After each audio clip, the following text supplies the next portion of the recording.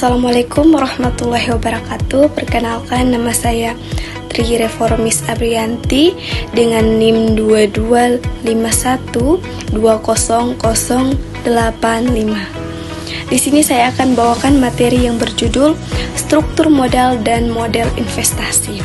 Ya, tanpa berlama-lama, langsung saja saya masuk ke pembahasan pertama, yaitu struktur modal. Definisi struktur modal. Menurut para ahli, pendapat Rianto, struktur modal adalah pembelajaran permanen yang dicerminkan melalui perimbangan antara modal sendiri dengan hutang jangka panjang. Sedangkan menurut Horne dan John, pengertian struktur modal adalah porsi dari pendanaan atau permodalan permanen jangka panjang perusahaan yang diwakili utang, saham, referen, dan ekuitas saham biasa.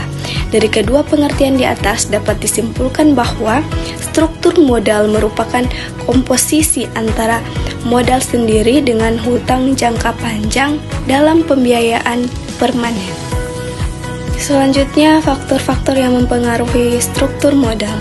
Yang pertama ada stabilitas penjualan, yang kedua ada struktur aktiva, yang ketiga ada leverage operasi, yang keempat ada tingkat pertumbuhan, yang kelima ada profitabilitas, yang keenam ada pajak pengendalian, ketujuh sikap manajemen, kedelapan sikap pemberi pinjaman, 9 kondisi pasar, 10 kondisi internal perusahaan, ke-11 fleksibilitas keuangan.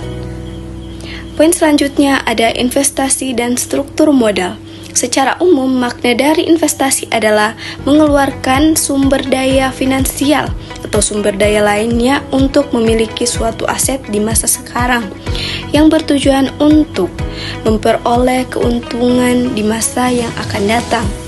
Aset tersebut bisa berupa aset finansial seperti saham, deposito, obligasi, dan surat berharga pasar uang lainnya, atau berupa aset real seperti bangunan, mesin, tanah, dan benda fisik lainnya yang bernilai ekonomi. Adapun jenis-jenis investasi, yang pertama ada investasi yang tidak menghasilkan laba, yang kedua investasi yang tidak dapat diukur labanya, dan yang ketiga ada investasi dalam penggantian equipment. Yang keempat ada investasi dalam perluasan usaha. Selanjutnya ada proses investasi. Yang pertama ada penentuan tujuan investasi, kedua penentuan kebijakan investasi, ketiga pemilihan strategi portofolio, keempat pemilihan aset dan pembentukan portofolio. Yang selanjutnya pengukuran dan evaluasi kinerja portofolio. Adapun tujuan investasi, yang pertama untuk mendapatkan kehidupan yang lebih baik di masa depan. Yang kedua, mengurangi dampak inflasi. Selanjutnya, hubungan antara investasi dan struktur modal. Investasi dan struktur modal sangat berkaitan erat. Ketika perusahaan melakukan investasi, mereka membutuhkan sumber pendanaan, baik itu dari ekuitas maupun utang. Keputusan tentang sumber pendanaan ini harus mempertimbangkan biaya modal dan risiko yang terkait dengan masing-masing opsi. Misalnya, yang pertama, jika perusahaan memutuskan untuk menggunakan utang untuk mendanai investasinya, maka ada potensi peningkatan laba karena penggunaan utang untuk meningkatkan pengembalian.